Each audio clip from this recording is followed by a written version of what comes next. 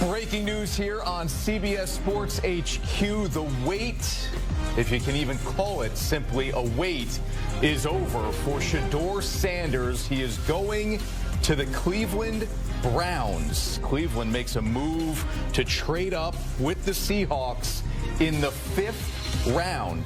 Pick 144. And now a crowded quarterback room in Cleveland all of a sudden. Chris Honorado, Damian Harris, Emery Hunt on CBS Sports HQ.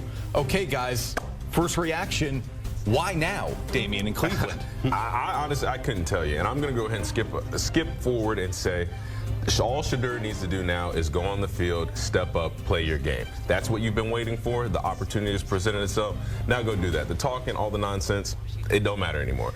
My question is, just like you just asked me, why Cleveland? Why right now? Why draft Dillon Gabriel and then bring in Shedeur Sanders? Because the first week of preseason, when Dillon Gabriel trots out there, we know that there is going to be some boos because people want to see Shedeur Sanders on the football field. So I like the pick because Shedeur Sanders, obviously with the talent he has, deserved to be drafted. But now you've got an uncomfortable situation in your QB room with 2 young quarterbacks. Dillon Gabriel thinking, okay, I might be the guy. I might take the reins. But now he's got to worry about Shedeur in his back pocket.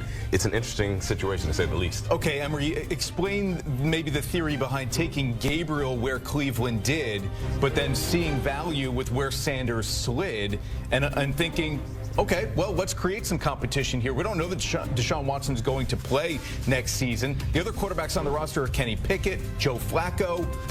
They've got to build up some kind of competition for a QB1 here, don't they? I love that spin on it because here's the thing. Let's say you go out in the preseason. You know what you have in Joe Flacco. He's been in this offense, and we know what we're going to get from him. He doesn't even have to play in the preseason. We don't know if Deshaun Watson is going to be healthy enough to participate in the preseason, so those 2 are out of the way. You could take 2 rookie quarterbacks. One plays a half, the other plays the other half. Let them battle it out. And then if both guys play really well, guess who becomes the trade chip? So this is a situation where Cleveland can have its cake and eat it too. Shedeur Sanders and Dillon Gabriel can look at this as, hey, we're battling for QB3 or QB1 on another team, because that's where the NFL has that that ability to have guys go and start elsewhere. Yep. Because if you're gonna take a guy like Dillon Gabriel, who's a gamer, and go out there and play and ball. We know he's been highly successful. Shedeur Sanders, we know what he can do, especially if it's the 4th quarter. I think this is a situation where both the Browns and both quarterbacks, at first he was like, man, why would you take this guy? Why would you go and make him uncomfortable with another guy? Let's go out there and compete and play. Yeah.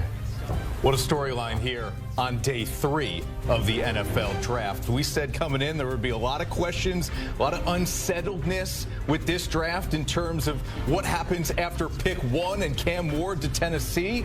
Who thought it would take all the way to 144 for us to see Shedeur Sanders hit the board? Going to the Cleveland Browns. We're all over it today on CBS Sports HQ and our YouTube channel.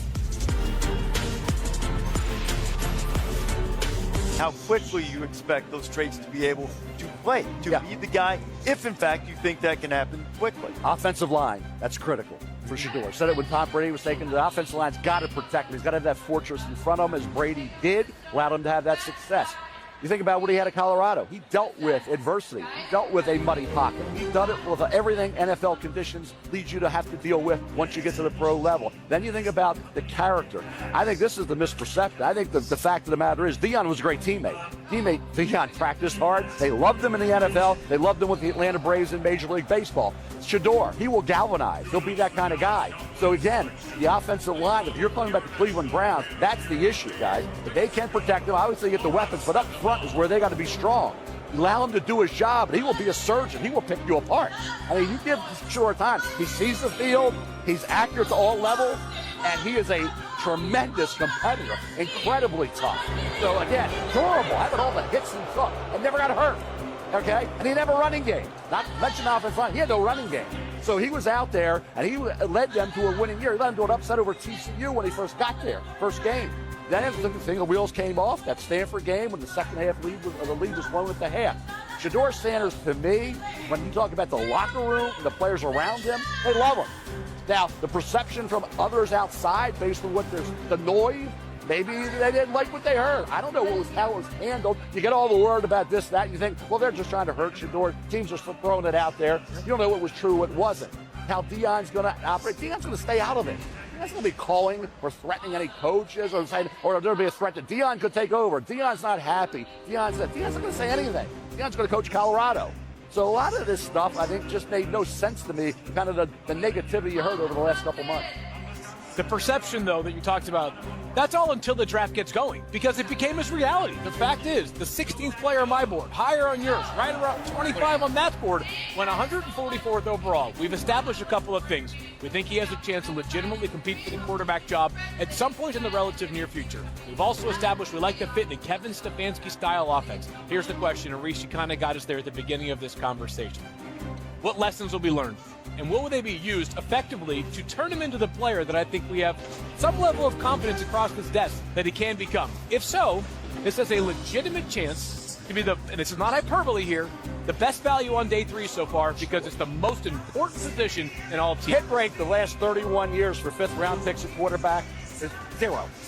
0. It's your guy, though. 0. Buck the trend. I'm saying up until now, the last 31 years, okay? Quarterbacks in the 5th round, you look at the chart, here it is, right here. I went back and looked at it. All right, what do you think? From 1994 to 2024, it's 31 years. What's that say? 0 for 43. 0 for 43 with a couple still to be determined. Wow. Spencer Rattler, one of those guys, still to be determined. Right? 1970 to 1993, hit rate in the 5th round, 19%, right? So again, 5th round's not the round to get a quarterback. Okay? It hadn't been proven. It was going back to 1970. That's a long time, right? Shedeur Sanders, 5th round pick. We'll see if he can do something that very few have been able to do. The aberration, though, probably with a couple of notable exceptions, 5th round or beyond, is that very few quarterbacks were evaluated like this just on the tape. Right. At the same level that he that's the difference, right? Yeah. I mean, this isn't a talent issue. This isn't a can-do issue. This transcended that. And that's why I think of anybody on that list that you have of fifth round guys, none of them had the skill set that this young man had. This is not about can you play the position. This is about do we want you to play the position for us.